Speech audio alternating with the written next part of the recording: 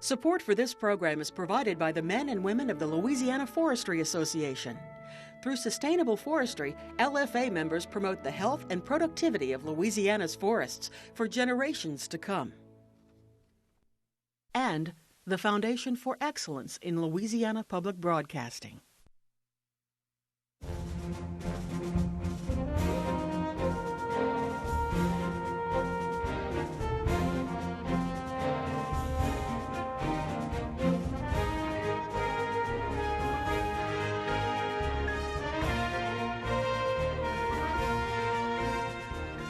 Hello and welcome to Louisiana Public Square. I'm Beth Courtney. And I'm Shauna Sanford, co-anchor of Louisiana, the State We're In. I'm filling in for Craig Freeman, who is running for elected office but will return in the fall.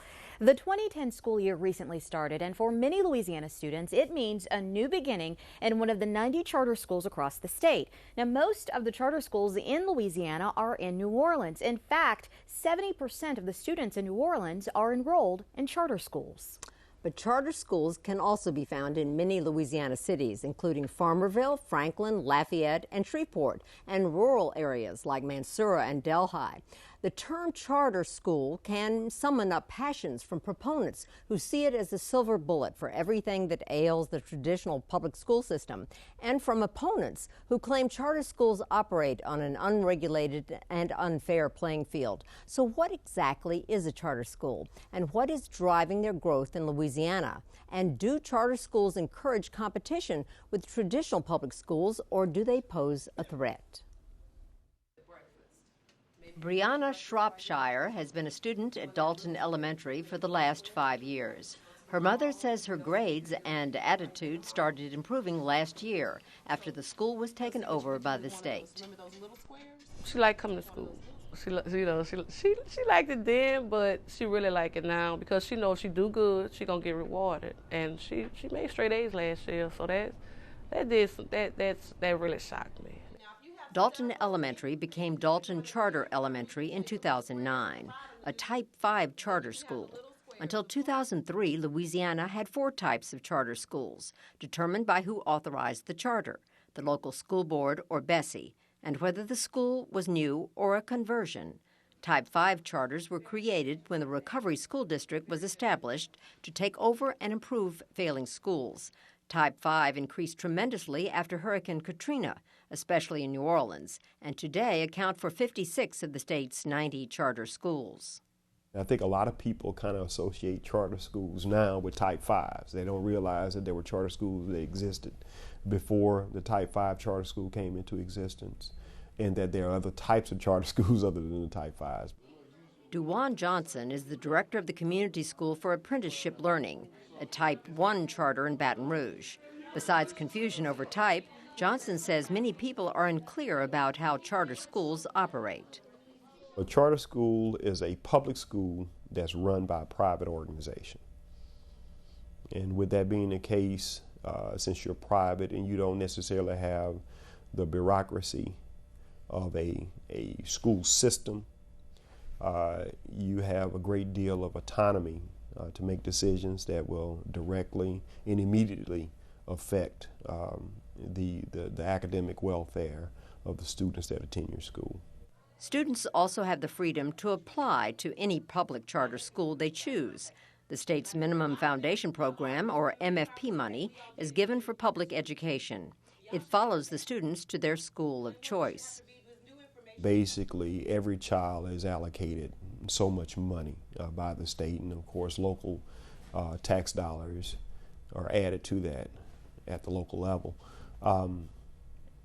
Charter schools receive that money for operation. Instead of that money going to the district, it comes to the charter organization, and I think it becomes problematic, particularly for smaller districts who perhaps have limited resources.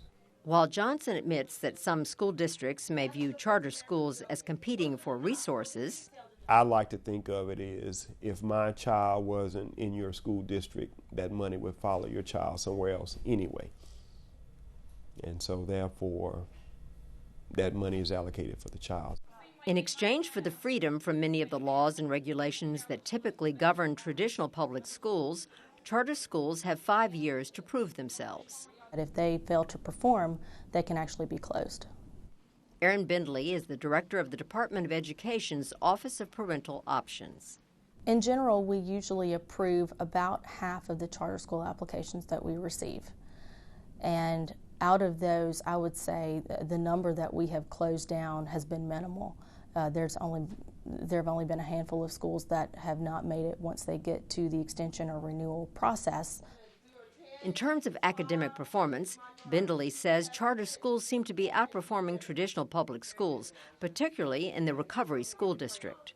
We are seeing higher rates of growth, which we would expect. That's why we chartered the schools in the first place, is to hold them accountable for growth and expecting them to rapidly transform low-performing schools. Steve Monaghan, president of the Louisiana Federation of Teachers, feels that since some New Orleans public charter schools use selective admissions, this may skew performance numbers. The success you're going to have in a school like that, obviously, it's going to be quite different than if you're reaching or attempting to reach a population known as a harder to educate, not a self-guided population or a parentally supported population. Monaghan also worries that politics are driving the push for charter schools rather than a desire to determine the best way to educate the state students.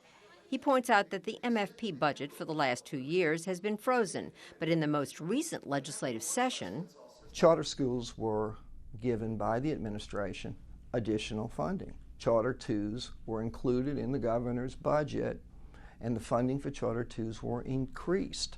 So when a political decision is made to do that, it demonstrates a philosophical leaning. Monaghan questions, for example, exempting charter school teachers from tenure, since tenure hasn't been shown to hamper student performance.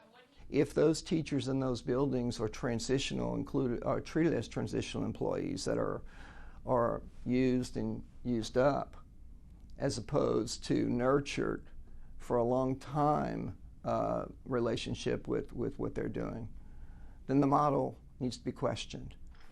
Perry Daniel, principal of Prescott Charter Middle School in Baton Rouge, disagrees. A former principal at a traditional public school in North Louisiana, Daniel says the key to success is hiring quality staff. And explaining and stressing to the standpoint that we're going to do this thing. We have 1 year to do it. We're not banking on that, okay, you've been teaching for 30 years. Regardless of how you perform, you're going to be able to hang around. And that's not the case in most charter schools, and definitely not the case here. That if you're not being productive with the students you're serving, then you're doing them a disservice and you shouldn't be in the building. Johnson says no matter what your opinion is about charter schools, since they entered the educational arena, they have encouraged success in all public schools. Competition forces everyone to get better. And I think charter schools have provided that competition to traditional school systems. And I think as a result, all of us have gotten a little better. You know, we have to be good to survive. Local districts have to be good to keep the kids from coming to charters, you know. And you hate to look at it like that, but in reality, you know, people are going to go where they feel that they're being served the best. And so we all have benefited from that. Well, joining me to share their opinions on charter schools are our audience members. They include Baton Rouge area residents who were randomly recruited and surveyed for us by LSU's Public Policy Research Lab. Now, of those who responded to the pre-show question of whether charter schools are a threat to public education, the majority, a total of 55%, disagreed. A total of 24% agreed, while 13% were neutral. When asked whether they feel charter schools are given too much control, a total of 44% of the respondents disagreed, 37% agreed, and 6% of the respondents remained neutral.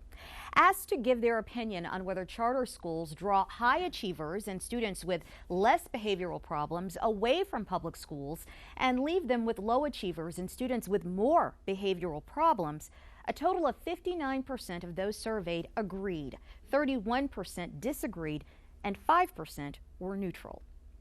And when asked if charter schools are the solution for turning around low-performing schools, 49% of those surveyed said no, 33% said yes, but 18% were unsure. So let's begin there. We had a pretty lively discussion beforehand. I know this is a subject matter that hits close to home for many of you. Some of you have children currently in the school system, the public school system. Some of you have had kids in the school system. So you know very much the problems facing our educational system. Are charter schools the answer to turning around low-performing schools? Pat, I'd like to start with you because you have a pretty interesting situation. You had a child in a charter school last year, is that correct? That's right. And this year, your child is in a traditional public school. First of all, why the switch? What made you decide to make that change? Well, he did really good at the charter school. He was on honor roll the entire year, and he was able to actually skip a grade. He had previously failed in first grade, and so he was promoted from the 4th grade to 6th grade. I could have put him into another charter school, but he wanted to go back to public school because that's where the majority of his friends were. Okay, and so as his mom, though, academically, was that the best thing, or were you just willing to try it out? I think it was, because our goal for the next year coming up is to get him back in the magnet school program. Okay. And so once he has 2 years of honor roll, then we'll apply for him to go back in the magnet school. So overall, you would say his experience in the charter school system was a positive one? It was great. It was a good bridge because he got a lot of individualized attention that he needed. Okay. And so it really helped him. So you've had experience in the charter school system and the traditional public school system.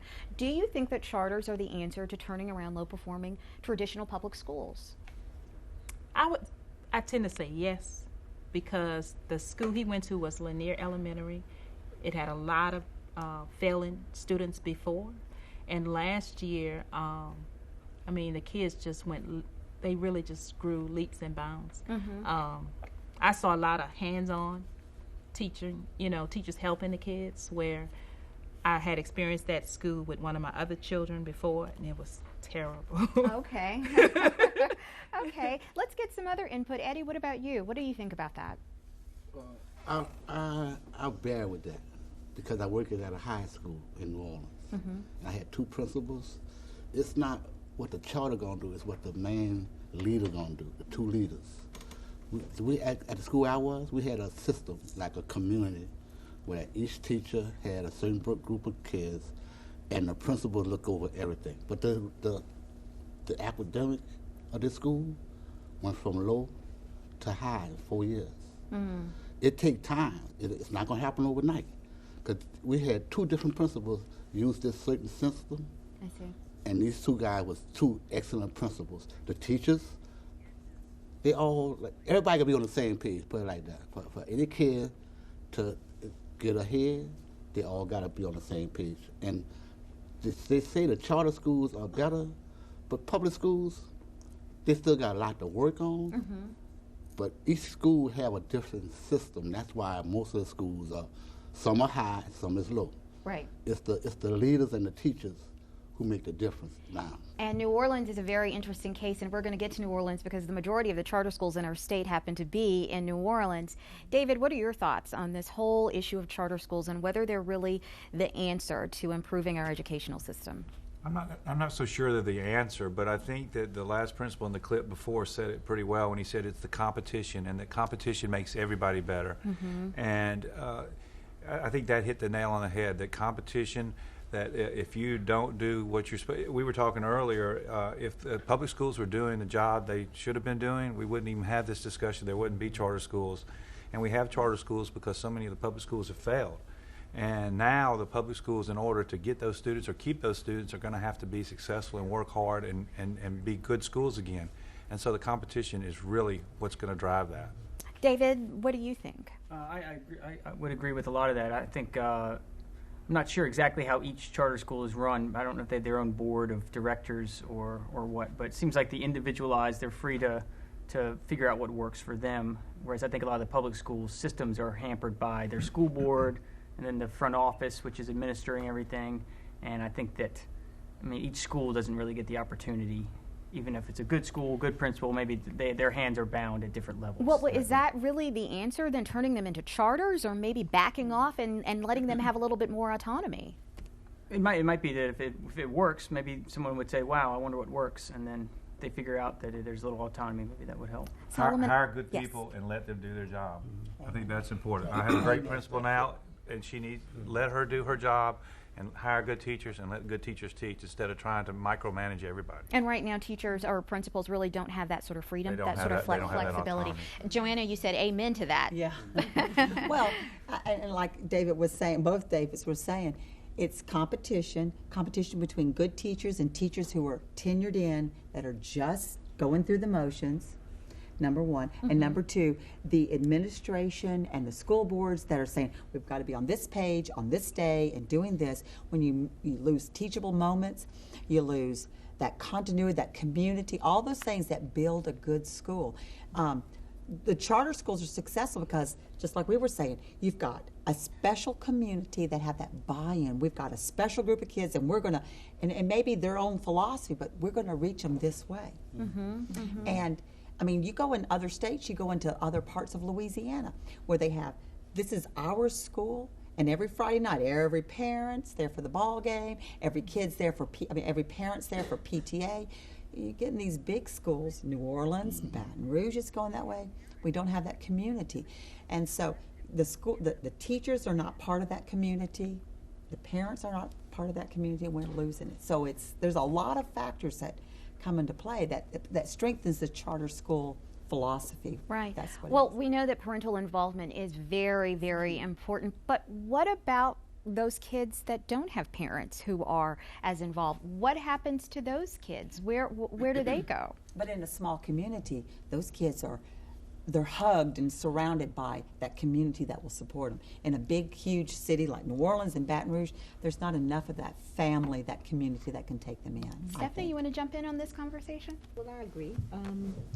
If the child, if you give them special attention, like if you have, say, 3 or 4 children versus 30 children to teach, then it's a lot easier to give them individualized attention.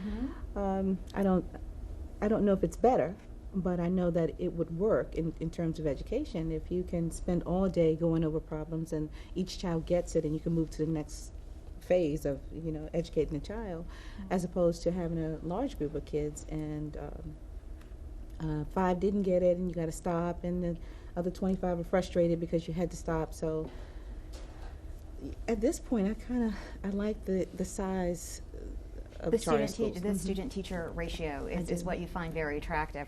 Well, since 2005, the legislation was changed that allowed the state to go in and take over more failing schools. Do you all have any feeling about Louisiana undertaking such a large experiment? Because right now our state is the only state in the country with as many charters. New Orleans is the largest and the only city with as many chartered schools in the nation. So do you have a feeling about the fact that we've taken on this kind of experiment with charter schools? Kenneth, let's hear from you.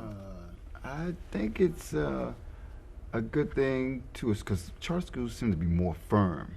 They seem to be hand-on, like the lady said, and they tend to be a little, but I'm a little more concentrated on the children, like you said, the kids who don't have parents, or parents may be on drugs or something, and teachers are more centered to try to focus the kids a little more. But like, I'm a product of a public school, and I think I turned out pretty good. So we did it in a process to where there was Group A, Group B, and Group C, and Group D, as you were saying earlier, about how the charter schools draw the smarter kids away and leave the other kids kind of behind. And so Group A would help Group D. Yeah. You see what I'm saying? Yeah. And it would and they would feel more confident, it would feel like they're lesser than anyone else. Right. Well, that's a question that was put to the respondents, and I don't know if you all have any feeling on that. Mary, you said that you have had kids in the school system. Do you feel like the charter schools or that kids who are high achievers, who really don't have behavioral problems, are the kids who are drawn to the charter schools, and therefore perhaps that's maybe why they are doing better than the traditional public schools? Are you okay with this experiment that's going on? What are your thoughts? I think we have to try something. I'm a past public school teacher, and we need to do something. I mean, it's a zoo at our schools. It's a zoo. It really, I taught middle school though. It's like, well, that's a tough age. It's really that's zoo. a tough age, yeah. But it's like David, I believe, was saying earlier, it's the culture of the school. And you walk into some of the schools that are, you know, great, good schools with the kids that are achieving, public or private, and there's an atmosphere and a feel that those schools have. There's responsibility and there's pride and respect. And then you go into these other schools, and I can't even say on TV some of the names I've been called by 6th and 7th graders. You know, and I don't know what the answer. I think a real strong principle is very important. I think maybe the public schools do have so many rules and regulations. I mean, I know as a teacher, I spent so much of my time doing busy work. Yeah. Filling out forms that I had to do this for this. You've got to get this done. You got to get. I didn't have time to teach school. Right. I didn't have time to really do decent lesson plans because I was so busy filling out forms that I had to do. Right. Well, I really appreciate your perspective, somebody who's been on the front lines and who's been there, and those of you as well. We have a panel. When we come back, we're going to be joined by a panel of experts to dig a little bit deeper into the issue of charter schools here in Louisiana, so stay with us.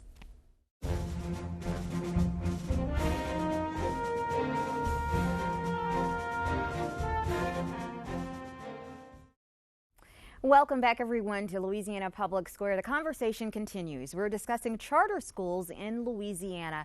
Joining us now is our panel of experts. Linda Johnson has been a member of the State Board of Elementary and Secondary Education, also known as BESE, since 2000. She's been focused on early childhood education and the redesign of high schools. Kenneth Campbell is president of the Washington, D.C. based organization, the Black Alliance for Educational Options. Mr. Campbell has worked to support the creation of high-quality charter schools for more than 15 years. Dr. Gary Jones is the school superintendent for Rapides Parish. He is also a member of the Department of Education's student-based budgeting task force. Last year, he served as president of the Louisiana Association of School Superintendents. And Caroline Roemer Shirley is executive director of the Louisiana Association of Public Charter Schools. The organization has grown from 0 to more than 80 members statewide over the last 3 years. Welcome all of you to the program. It's a pleasure to have you here. Now, you had a chance to hear from our audience members. We had a lively discussion about charter schools. It's something that hits close to home for all of them, but I'd like to get your take, and Linda, we'll start with you on this whole issue of whether charter schools are really the answer to what is wrong with our traditional public schools. Well, there's no silver bullet. You know, there's no one thing that any of us can put in place at this point in time. We have 1,400 schools in the state of Louisiana. So to say, let's charter all of them, because that's the ultimate answer, I don't think that's it at all. I think there is a place for both those schools that are chartered, because they're all public schools, and those schools that are traditionally public schools. My concern is that if there's a child who is not, like in my household, and does not have the kind of advocacy that some children need, then those kids will be left out no matter what the system is. And of course you have to do the same thing with charter schools that you do with any other school. You have to look at its value. You have to make a determination on if it's working. You have to be wise enough and willing enough to say it is not working and to close it. Now, I personally believe that is the same thing you need to do with some of the traditional public schools. And we just are not at that point. But I do think that you need to have the same kind of opportunity, because if something's not working, no matter where it is, you need to assess it and then start it over. But to try and get something that's the golden arrow or the silver bullet, or this is the God-sent thing, no, I don't think that's where we are at all. You know, charter schools aren't a silver bullet for all that ails public education. I do think they're incredibly important for empowering parents and community, for allowing accountability to be shared from families and teachers and educators, because right now you have a situation where the only people who have consequences for student failure are students and their families. And what I love about charter schools is the fact that it allows educators to come together and say, we also want to be accountable for student achievement. We want to stand up and we believe we can make a difference for these students. And I think think that's incredibly important. Okay, your thoughts? Well, I think y'all seated me between these two advocates on purpose. Of course. We want a lively conversation here. You know, and I think you may be surprised to find that I don't really look at the issue of charter schools as being the underlying issue. I think it's really a question of choice and choices. And so you may be surprised to find that I actually embrace much of the concepts of charter school because I embrace the idea of giving parents choices. I think over the years, a lot of the parents' choices have gone by the side. But I also hear the argument often that, you know, charter schools are free to do things that public schools, traditional public schools can't do. And that may be true, but is the solution to have more charter schools, or is the solution to fix the base problem and make sure that the local school districts also have that same opportunity? Charter schools are not dictated as like I am, that every child has 63,720 minutes of instruction. I mean, that's how detailed it gets. If there's bureaucracy, I think if you really look at the root problem, you'll find that the bureaucracy doesn't necessarily emanate at the local school district office. It emanates at the State Department of Education and other places in between. So in reality, I think when you look at this issue, I think it is a choice issue, and I think that the solution is not necessarily just charter schools. It's the idea that we need to revamp the whole thing. We need to look at things like teacher tenure. We need to look at those things that the charter schools get to do that the public schools are still hampered by. Well, Caroline, is the answer to charter more schools? I hope my membership won't be mad, but no, we're not. Just like I don't think there's a single reason you could point to of why public schools are struggling. I don't believe you could point to a single answer of how to fix that problem, and charter schools are certainly not that answer, as some have alluded to already. I think they become part of the solution because I think we absolutely must think of ways that we can be more innovative and change the delivery of education that we're providing our children. The fact is, so many things have changed so quickly in our life. I mean, my grandmother, you know, can remember when there, you know, were no airplanes, yet we now can travel, you know, across countries in a matter of hours, yet we really haven't changed much about our public education. So I think we just have to look at ways we can be more innovative in how we're doing that. And a lot of that is choice, empowering parents to have control over decisions about their child's education. It's about empowering teachers to run their classrooms. It's about superintendents being allowed to do what they think is best for those schools and deliver to those students. Well, let's get to our audience because I know they have a lot of really good questions. David has a question about money and where the money, if the money follows the kids. Your question here says, do charter schools forfeit state dollars when the students drop out? David? Yes. Is there a magic date that the state funds go to that school, and then once that date is in place, that school keeps the money for the entire year? Who wants to take that one? Well, you know, October 1 is when we do a count in the state of Louisiana on all children who are in the public school system, and that includes the children who are in the charter school system. If a child, we're looking at a number of things, but if once the dollars are there, and if the child stays in the system, of course, the dollars stay. If a child with one of the systems that we looked at this past year, and I've really had it in my notes, but there's a possibility with alternative schools, for instance, if a child is in and then they move to another one, that there's a percentage of dollars that may stay with the district and a percentage that would move on. But that's the only area that we've really looked at in those terms. The way the MFP is designed, if a kid drops out because of the way it's counted, then you will realize either a gain if you get a new student, or you will realize a lesser dollar the next year. And we just want to be very clear about that MFP. The MFP follows the student. Wherever the student goes to school, that's where those MFP dollars go. Not exactly. Okay. Help us understand that. Yes. Because Linda, you said yes. Well, because somewhat. that's what it's supposed to do, yes. You know, part of the discussion, in fact, in the ready room back there, we were having a similar discussion on this.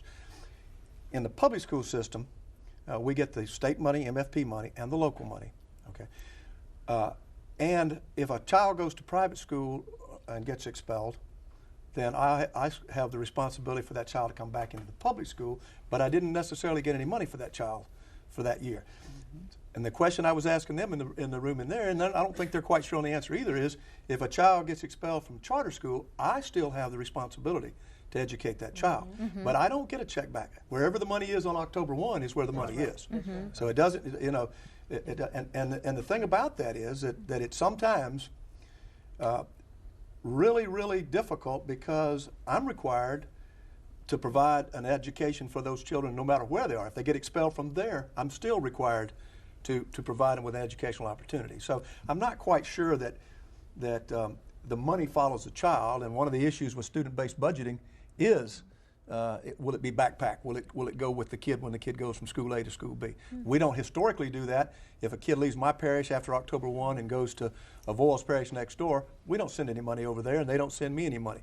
We now do it with the juvenile justice system, though, because when a child leaves us and goes to juvenile justice, our money does go over there. So the charter question is a good question, needs to be resolved.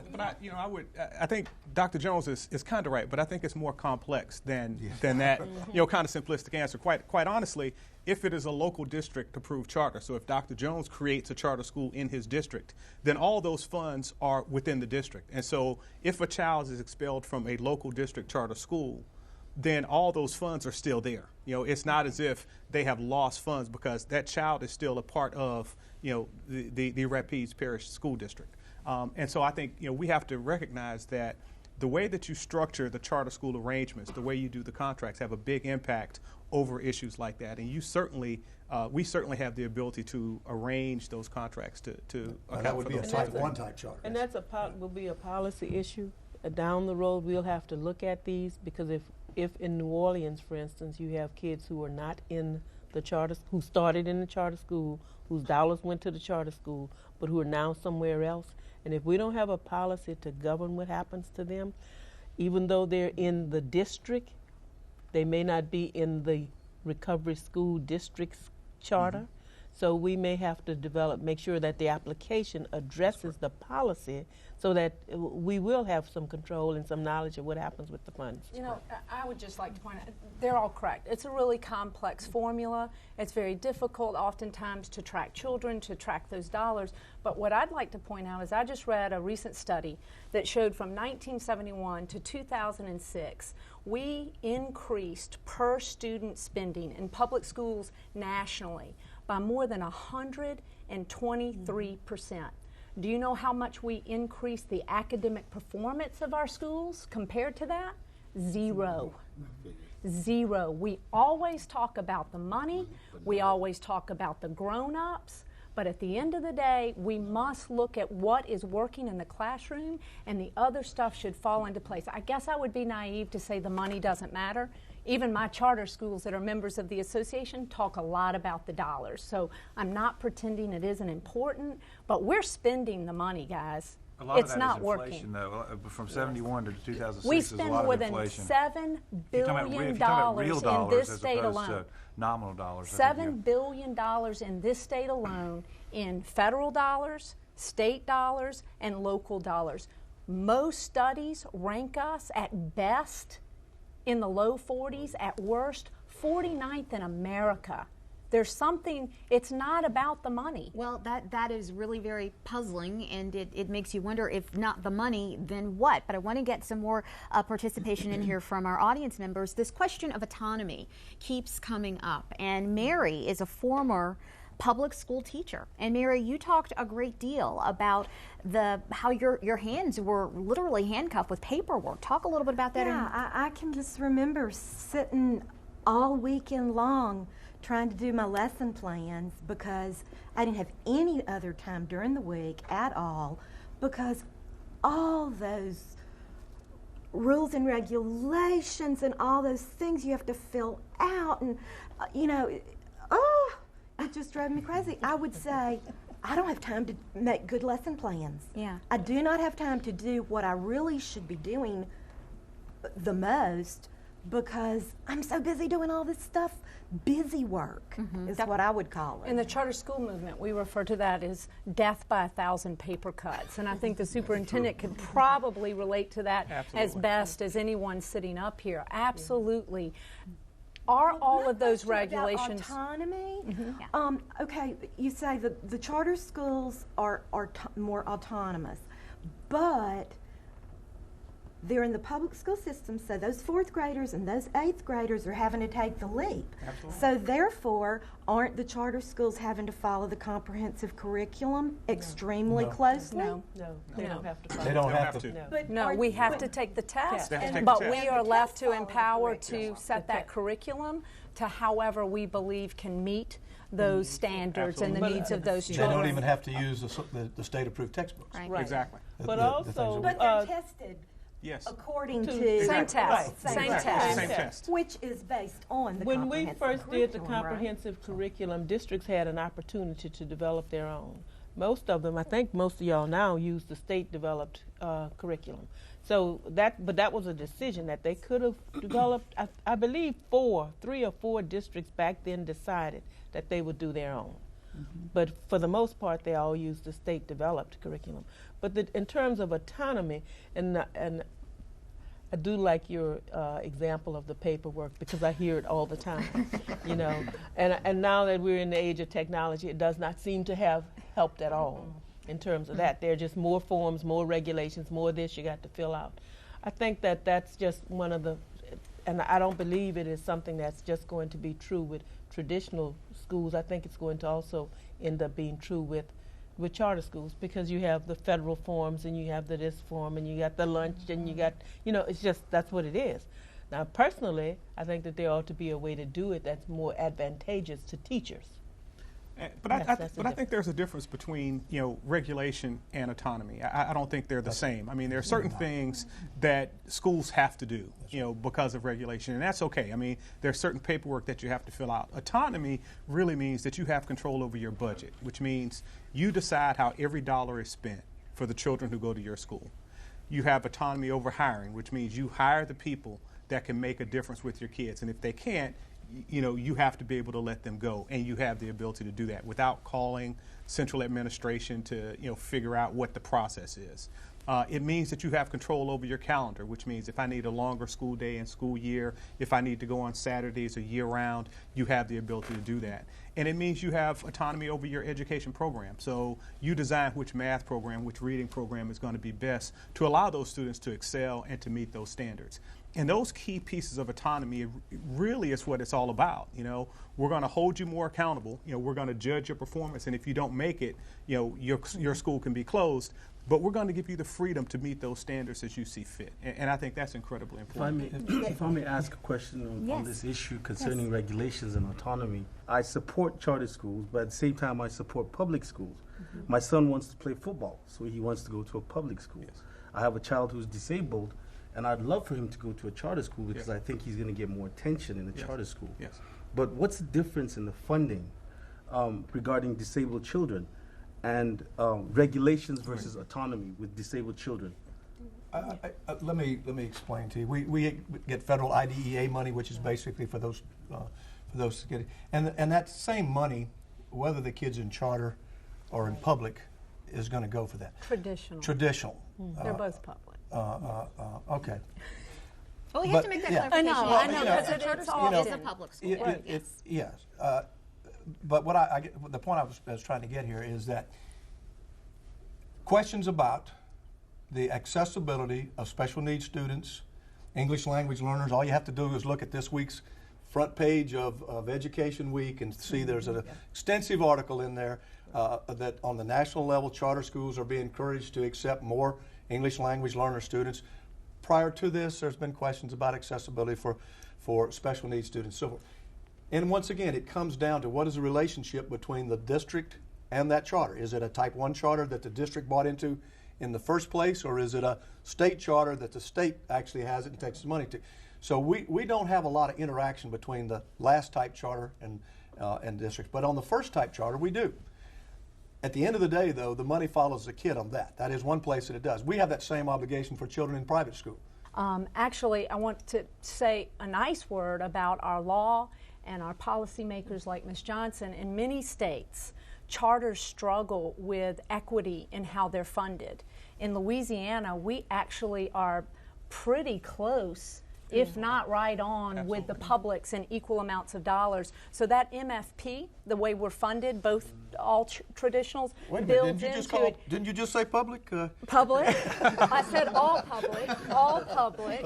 I got her on tape, right? The MFP does build in for that tiers, levels for students and what their needs are. So that is addressed both in the traditional as well as in the charter. And I just wanted to make the point that we actually, as charter schools in Louisiana, do not have to fight the battle of seeking equal dollars. We're right there. We actually all fight saying it's not enough, especially in the area of special needs children. Okay, because one of the things that really concerns me here is for schools that have autonomy, can they now decide and say, this is what we will do with funding for children with special needs versus a public school saying the regulation states that this is what we have to do?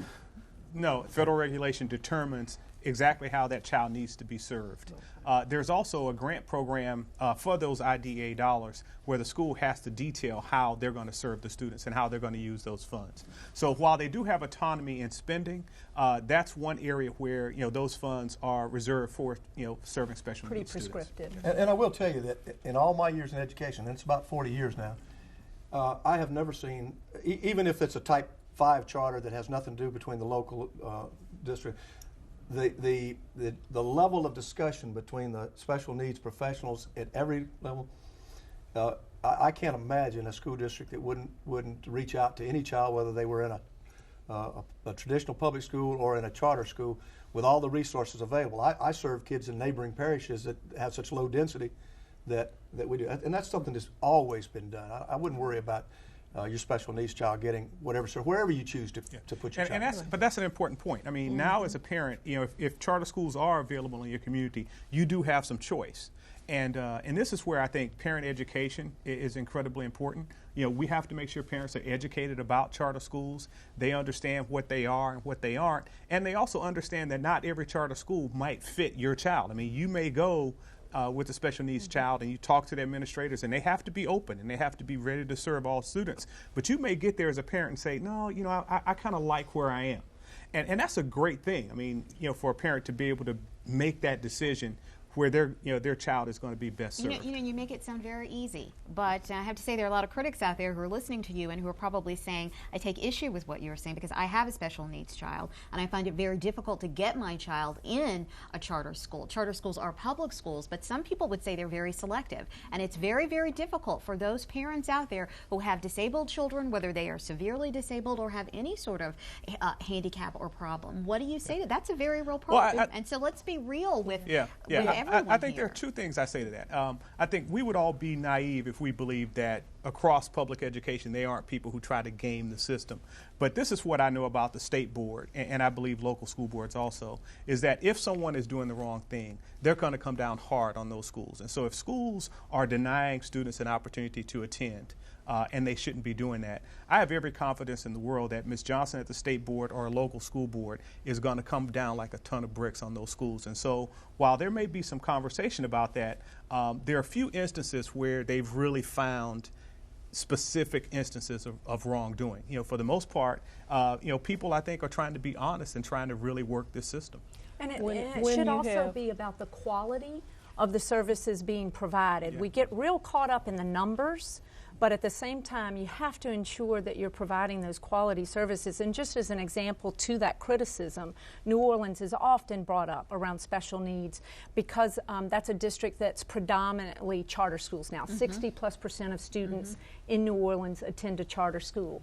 The district average of the population of special needs is around 10%. 10 point something the other day. 10%, and charters are serving an average of around 8 plus %. So it's pretty, I mean, you have opponents just to the movement. You have advocates that are passionate about special needs, and whether it was charters or traditionals, there has always been the argument that special needs students are not being served well. Right now, the focus happens to be on charter schools in New Orleans, but I always push back a little bit and say I do believe that we can do better around enrolling and serving the needs of all children, especially in New Orleans right now. That's just a huge issue, and I think that's fixable, and that's where the policymakers come into play. And we are looking at specifically at New Orleans because, and I would not want to sit here and mislead anybody. The complaints have come to us from New Orleans about not being accessible to special needs kids.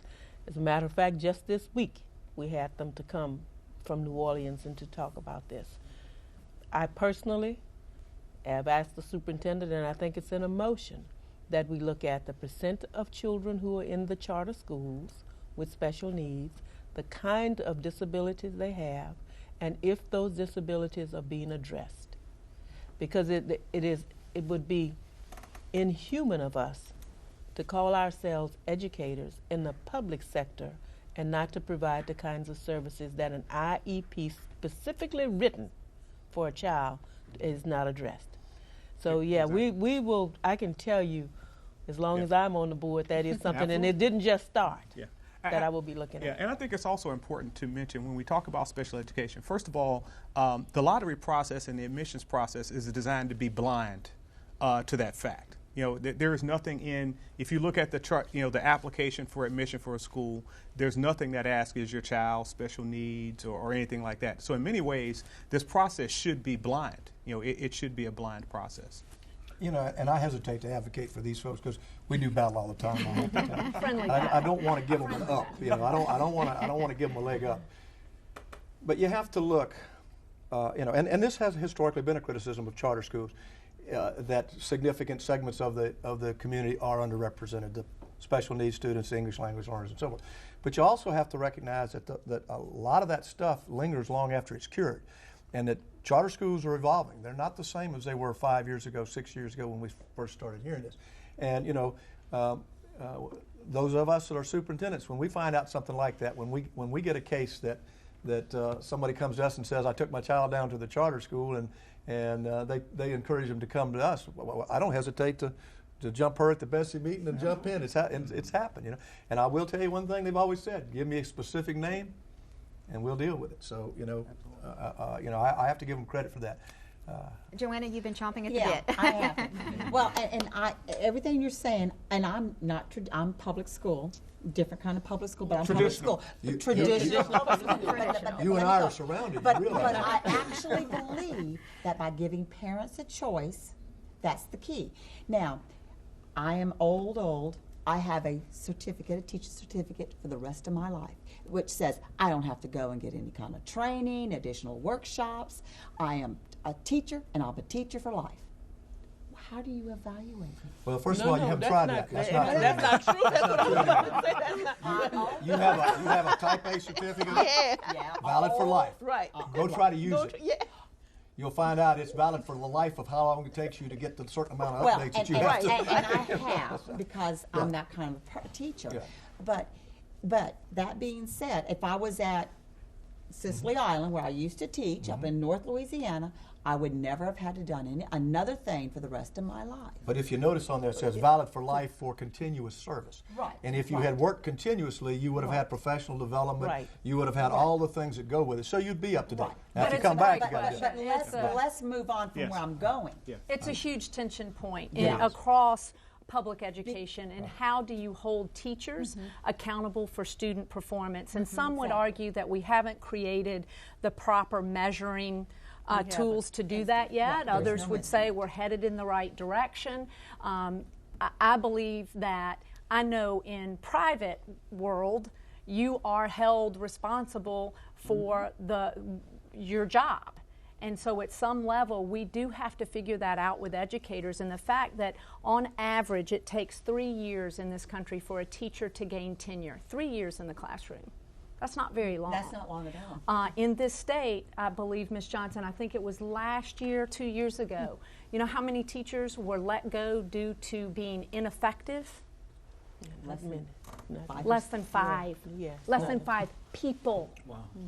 yet we rank as one of the lowest, education systems in the country. So again, there has to be some evaluation. We passed legislation this session that moves towards that teacher evaluation. It's called a value add, where you're actually tracking student performance and aligning that with the teacher in the classroom. Charters will tell you they've been doing that type of work for a long time, and they live and die by what they believe to be the quality of the teacher in the classroom. So they've been doing day to day. I mean, they don't wait for a full school year before they go in and evaluate. They're doing it every day and making those changes. So to that point of autonomy, some of that is flexibility and being able to absolutely see what's happening in your classroom and make adjustments. And one thing I want to add to that, I want to add one thing I think that's very important that we miss, and that charter schools are schools of choice for teachers also, right, which is incredibly important. And so if you decide that there's a school that speaks to you, maybe it's technology or math, science, or the arts, or whatever it may be about this particular school, when you go in and talk to them, how am I going to be evaluated? As a teacher, you should be comfortable with all those things before you go in and take a job. Now, all the charter schools are going to do it differently.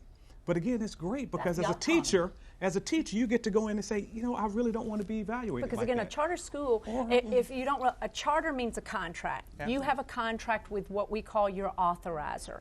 In this state, there are two types of authorizers: your local school district or the state board. So that authorizer has power over deciding, are you meeting the goals that are set in your contract? So very high accountability standards. Ms. Johnson has the power as an authorizer to actually close a charter school down in less than 3 years. So it's not like a charter operates for eternity without any type of accountability. There are very steep standards that you must have you actually closed any? Have you actually closed any charters? Yeah, we have closed one in St. Landry, and I'm saying that because that's one that I also opened.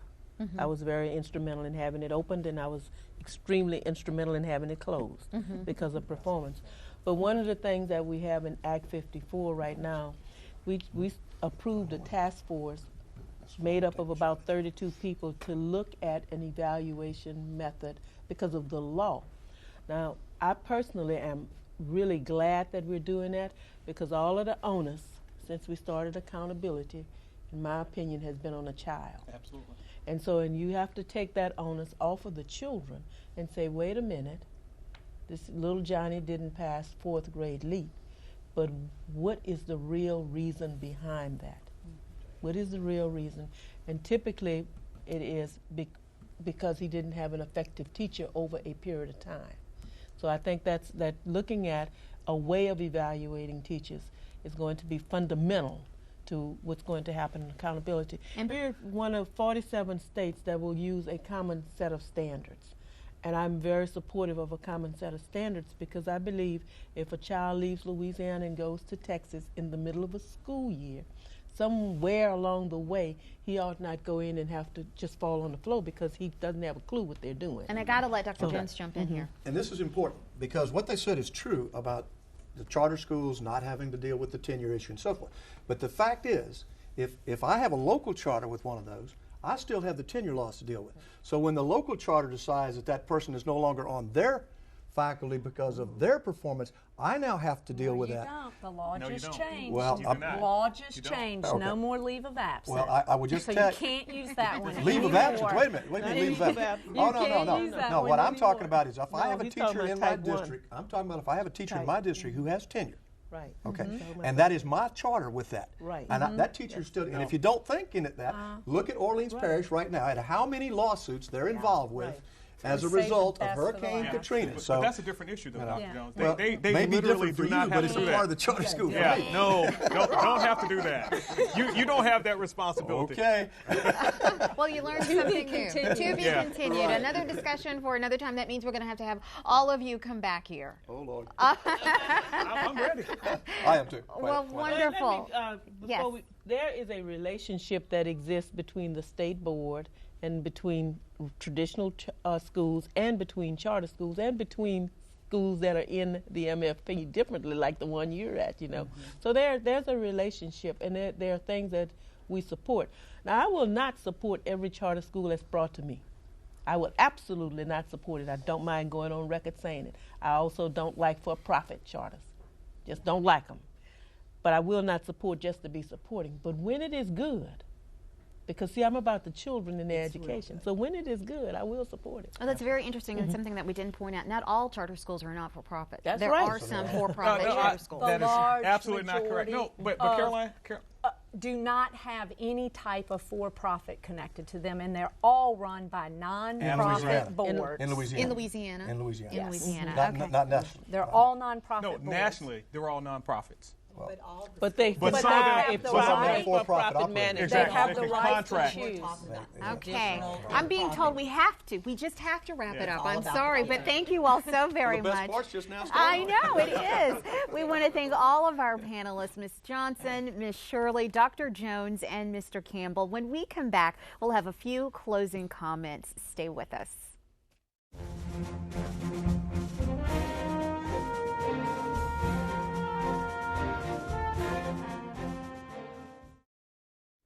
A lot of great information, and it was really getting lively towards the end. I'm sorry we had to cut it off. I know, but I think the thing that we realize is the more we talk about this subject, the more we need to talk about it, because there are so many questions, not enough answers. It's a big experiment, and it really is a passionate subject that touches close to home for a lot of people. So, of course, this is something that we're going to have to revisit. Absolutely. Well, everyone, we can tell, certainly cares about education, and we want to do better in whatever setting, and we will come back to it again. That's right. Well, I mean, if money isn't the answer, then what is? Well, that's a big question we still have yet to answer. Well, that's all the time we have for this edition of Louisiana Public Square. We encourage you to visit our website at lpb.org/public square. While you're there, you can take this month's survey, watch expanded interviews from our backgrounder, or comment on tonight's show. We'd love to hear from you like we did from Miriam following last month's program, Crisis in the Gulf, Louisiana and the Oil Spill. Miriam writes, I think tonight's Public Square on the oil spill was one of the best yet. Great guests, great questions, great video, great moderating, Shauna. Save that one for the archives. Well, thanks very much for the great comments, Miriam. We enjoyed taking Public Square on the road to Plaquemines Parish. LPB will continue to monitor how Louisiana is recovering from the oil spill and keep you informed.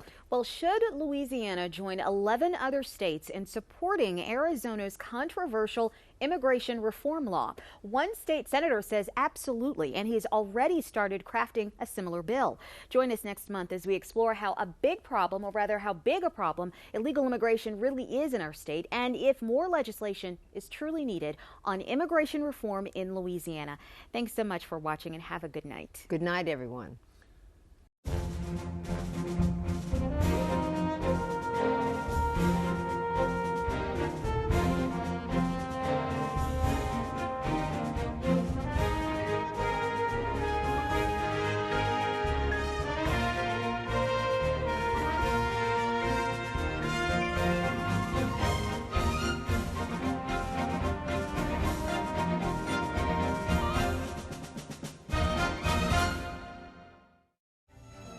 For a copy of this program, call 1-800-973-7246 or go online to www.lpb.org.